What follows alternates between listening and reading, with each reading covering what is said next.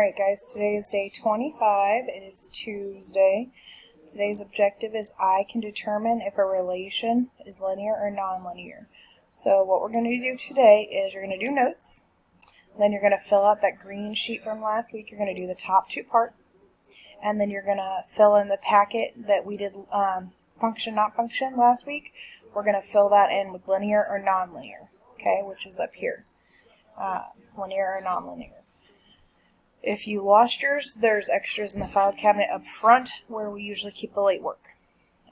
Okay, so today's objective, I can determine if a relation is linear or nonlinear. So first of all, here are four graphs. We know last week that this is a function, this is a function, this is not a function, and this is not a function. So how you determine if something is linear, linear means a straight line. Straight line. Okay, so right here, this is nonlinear.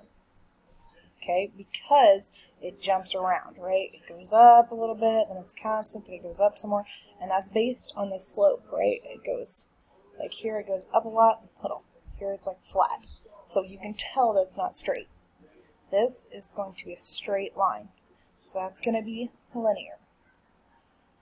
These two down here are my non-functions. This is nonlinear because it's not a straight line, right? Nonlinear because it's not straight. This one is not a function, but it's still linear because it's still a straight line.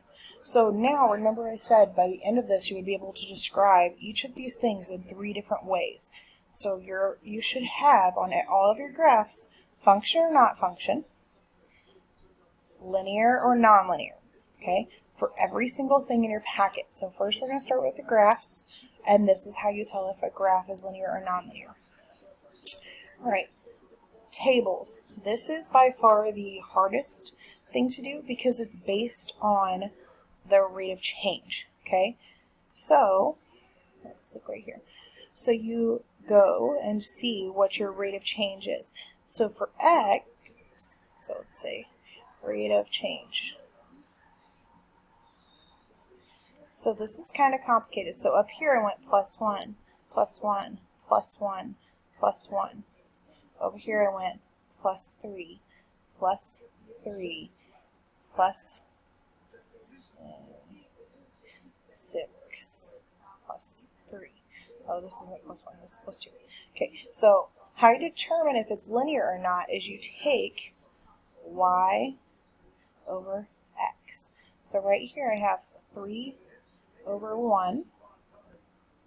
Then I have another 3 over 1. Those are the same so far.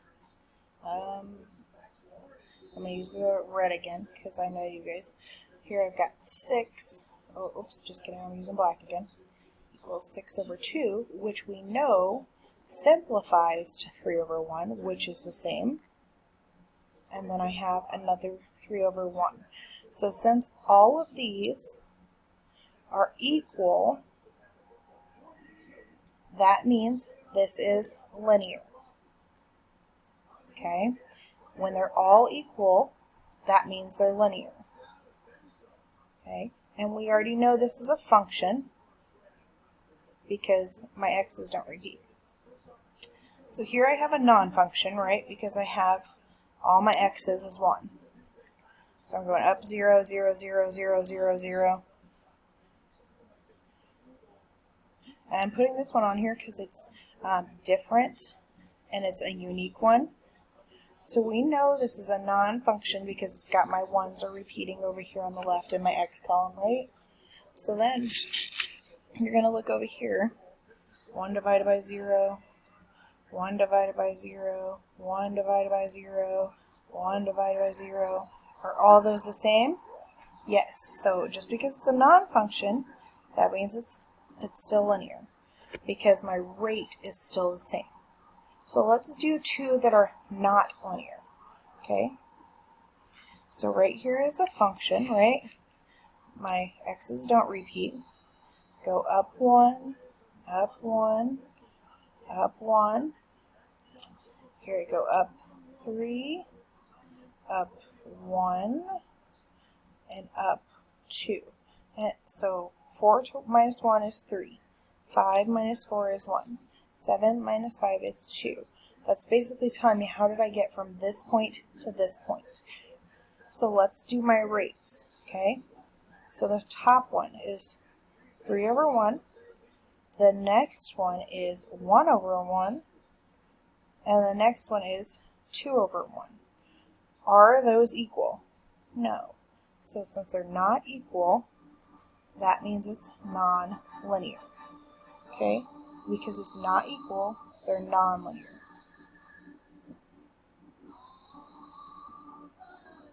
So non-equal, no. Okay, so let's do this one right here. First of all, is it a function? No, because I've got my repeating 2's. So here I'm going up 1, up 0, up 1, up 1. Here I'm going up 3, up 1, up 2, up 2. So let's list my rates. 3 over 1, 1 over 0, 2 over 1, and 2 over 1. So it's important to do all of them because if you only do like these bottom two, you would think it was linear. But it's not linear because 3 over 1 does not equal 1 over 0, doesn't equal 2 over 1, okay? So just because a couple of them are, doesn't mean they all are, okay? So it's a function that's nonlinear. Tables, you just turn, maps, you just turn into a table, and same with ordered pairs, you just turn ordered pairs and a table. So ordered pairs and maps, both turn them into a table, okay? All right. Oh, equations. Equations. For our intents and purposes, equations most likely will be linear if they have no exponent. So, for example, let me grab a pen. Y equals mx plus b, ax plus bx equals c. Those are all linear. Things that are not linear is going to be y equals x squared because it's got a 2. Okay? Anything with a square root. Anything that's an absolute value. Okay? Those are things that are not going to be linear. Okay? So, equations are linear when they have no exponent. Make sure you have that in your notes. Okay, so what I want you guys to do now is work on the on your packet. Here, I'll put it on a separate page so you can see what I want you guys to do.